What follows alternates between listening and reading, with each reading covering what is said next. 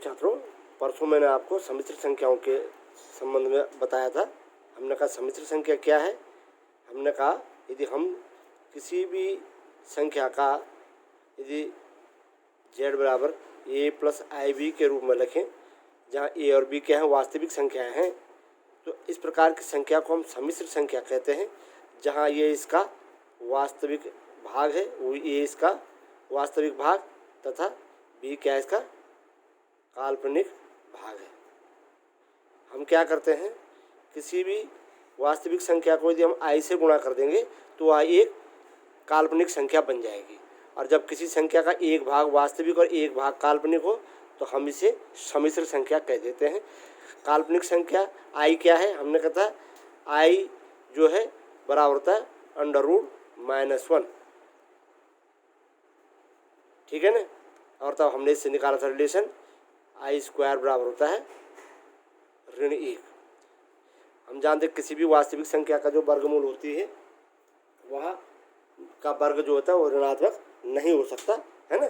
इस प्रकार से ये जिस संख्या का वर्ग ऋणात्मक प्राप्त हो रहा है हम इसको क्या कहते हैं, एक काल्पनिक संख्या कहते हैं। और इस प्रकार से यदि किसी भी वास्तविक संख्या को हम काल्पनिक संख्या से गुणा कर देंगे, i से गुणा कर देंगे, तो वह एक काल्पनिक संख्या बन जाए। जिसमें 3 है, ये एक वास्तविक संख्या है, और यदि मैं इसको 3i लिख दूंगा तो ये काल्पनिक बन जाएगी, ठीक है ना। और यदि माना यहाँ पर माना 2 एक वास्तविक संख्या है, और यदि मैं इसको z बराबर 2 - 3i लिख दूंगा तो इसका एक भाग वास्तविक हो गया, एक भाग काल्पनिक हो गया। ये भाग तो हो गया वास्तविक और ये भाग हो गया काल्पनिक। तो ये टोटल मिल करके क्या हो गया, क्योंकि इसके 2 भाग हैं इस संख्या के, एक भाग वास्तविक और एक काल्पनिक है, तो ये हो जाएगा सम्मिश्र संख्या। अब मैंने सम्मिश्र संख्याओं के अंतर्गत आपको सब बता दिया था, लेकिन वीडियो बड़ा हो रहा था, इस कारण कुछ मुझे उसमें कटौती करनी पड़ी। एक पोर्शन इसमें रह गया था, सम्मिश्र संख्याओं का गुणात्मक प्रतिलोम ज्ञात करना, और वो बड़ा महत्वपूर्ण है। अधिकांश बार सवाल आपको इससे संबंधित पूछे जाएंगे, तो मैं आपको उसी से संबंधित सवाल हल करा रहा हूँ। आपके एक्सरसाइज में प्रश्न संख्या 11-13 तक उसमें करें सम्मिश्र संख्याओं का गुणात्मक प्रतिलोम ज्ञात कीजिएगा। तो मैं आपको बता रहा हूँ सम्मिश्र संख्याओं का गुणात्मक प्रतिलोम। अब पहले तो आप समझिएगा सम्मिश्र संख्याओं का गुणात्मक प्रतिलोम क्या चीज़ भी। देखो, यदि माना z को एक सम्मिश्र संख्या है, इसको मैं किसी दूसरी सम्मिश्र संख्या से यदि गुणा करूँ, z इनवर्स माना मैं उसका नाम देता हूँ, तो इनका गुणनफल क्या आना चाहिए, 1 आना चाहिए। तो हम z इनवर्स को क्या कहेंगे, z की प्रतिलोम संख्या कहेंगे। z इनवर्स क्या है, ये है गुणात्मक प्रतिलोम। क्योंकि इन दोनों को गुणा करके हमें क्या प्राप्त हो रहा है, एक प्राप्त हो रहा है ना। तो हम कहते हैं किसी भी सम्मिश्र संख्या का गुणात्मक प्रतिलोम कौन सी संख्या है, किसी भी सम्मिश्र संख्या का गुणात्मक प्रतिलोम वह संख्या है जिस संख्या से गुणा करके, जिस संख्या से उस सम्मिश्र संख्या को गुणा करके 1 प्राप्त होता हो, तो हम उसे उसका गुणात्मक प्रतिलोम कहते हैं। इसे हम z इनवर्स के द्वारा प्रदर्शित करते हैं। इस प्रकार z इनवर्स बराबर होता है 1/z। z इनवर्स बराबर क्या होगा, 1/z। और हम इसको कैसे ज्ञात करते हैं, इसका 2 तरीके हैं, मैं बता रहा हूँ। प्रथम विधि गुणात्मक प्रतिलोम ज्ञात करने की, इसके अंतर्गत हम क्या करते हैं, किसी सम्मिश्र संख्या z का जो होता है हमारे पास कंपोजिट, जिसको हम बोलते हैं संयुग्मी का संयुग्मी z बार ज्ञात करते हैं। नंबर दूसरा हम क्या करेंगे, मॉडुलस z ज्ञात करते हैं, उसका मापांक, सम्मिश्र संख्या का मापांक है ना, करते हैं।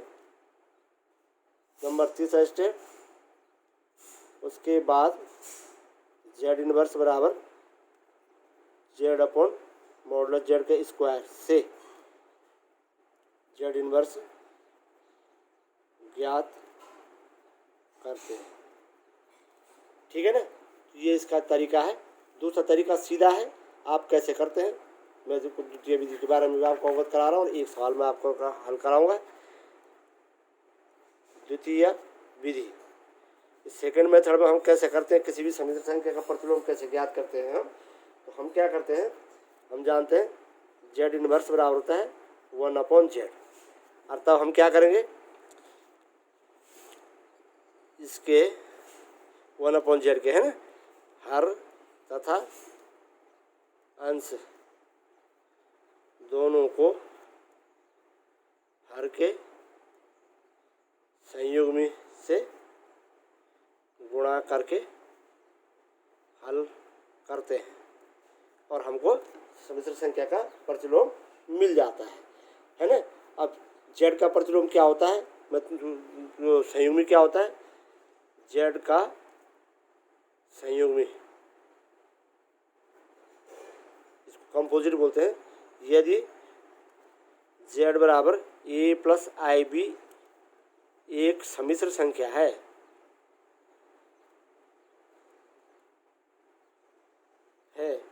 तो इसका संयुग्मी, इसको संयुग्मी पढ़ते हैं तो जेड का संयुग्मी, जेड का संयुग्मी जेड बार बराबर होता है ए माइनस आई बी। इन दोनों के बीच में चिन्ह बदल जाता है, ये इसका संयुग्मी कहलाता है। अब मैं आपको एग्जाम्पल बता रहा हूँ, आपकी किताब का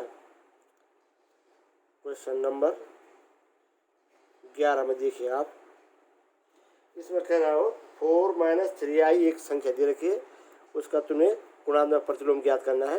जिसमें माना z बराबर 4 - 3i। अब हमको उससे गुणात्मक प्रतिलोम निकालना है, इसलिए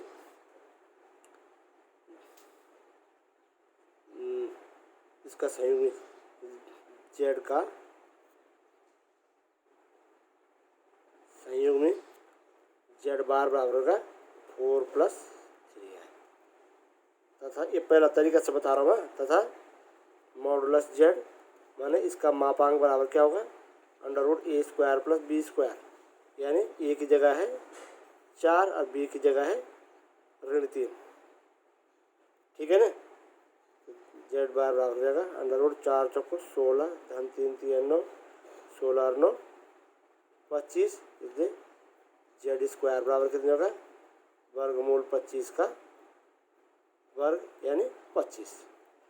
आपको इसका वर्ग मिल गया, इसलिए सूत्र आपके पास है संयुग्मी ज्ञात करने का, वो प्रतिलोम ज्ञात करने का, जेड इनवर्स बराबर z bar upon modulus z² से जेड इनवर्स बराबर कितना आ जाएगा भाई, इसका मान कितना है जेड बार का 4 + 3i अपॉन 25, यानी जेड इनवर्स बराबर आ गया 4/25 धन i × 3/25। अभी जो कहता है कि इसको a + i b के रूप में लिखो, तो ये क्या हो गया, वास्तविक भाग हो गया और ये काल्पनिक भाग हो गया। इस प्रकार से आप इसका संयुग्मी ज्ञात कर सकते हैं। देख रहे हैं आप लोग, तो इस प्रकार की क्रिया आप कर लेंगे तो आप संयुग्मी ज्ञात कर लेंगे। अब मैं इसको दूसरा डायरेक्ट तरीका बताता हूँ। सेकंड मेथड है,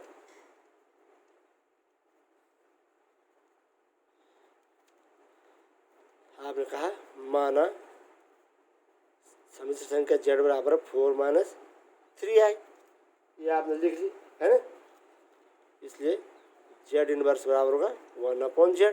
क्यों, क्योंकि z × z इनवर्स बराबर होता है 1। हमने कहा किसी संख्या और उसकी प्रतिलोम संख्या का गुणनफल कितना होता है, 1 होता है, तो इसलिए z इनवर्स बराबर क्या है 1/z, जो रहा 1/4 - 3i। अब मैं इसको करता हूँ अगले स्टेप में, 1 × 4 + 3i बटे 4 - 3i × 4 + 3i। क्या किया मैंने, हर तथा अंश को हर के संयुग्मी 4 + 3i। देखो ये है 4 - 3i है, जिसका संयुग्मी क्या होगा, बीच का चिन्ह बदल जाएगा, 4 + 3i से चलिए साहब, जेड इनवर्स बराबर कितना होगा 4 + 3i बटे, अब करिए साहब गुणा, ये होगा 4 चौको 16 ऋण 3 चौको 12i, फिर 3 से गुणा किएगा धन 3 चौको 12i ऋण 3 3 9 i स्क्वायर। प्रत्येक पद को प्रत्येक पद से बीजगणितीय गुणा करते ही हम जेड इनवर्स बराबर कितना होगा 4 + 3i अपॉन 4 चौको 16 12i धन है ऋण दोनों कैंसिल हो गए, -9 माइनस इंटू -1, क्यों? क्योंकि आई स्क्वायर का मान क्या होता है ऋण 1 होता है। जेड इनवर्स बराबर कितना आ गया 4 + 3i अपॉन 16 धन 9, यानी जेड इनवर्स बराबर कितना आ गया 4 + 3i बटे 25। जेड इनवर्स बराबर कितना है 4/25 प्लस i इंटू 3 बटे 25 है ना, और ये आपका इन्वर्स ज्ञात हो गया। इस प्रकार से आप किसी भी विधि के द्वारा दिए गए सम्मिश्र संख्या का प्रतिलोम ज्ञात कर सकते हैं। तो अब ये आपकी एक्सरसाइज यहीं तक है, सम्मिश्र संख्या है। अगले दिन आपको रैखिक असमीकरण समझाऊंगा। धन्यवाद।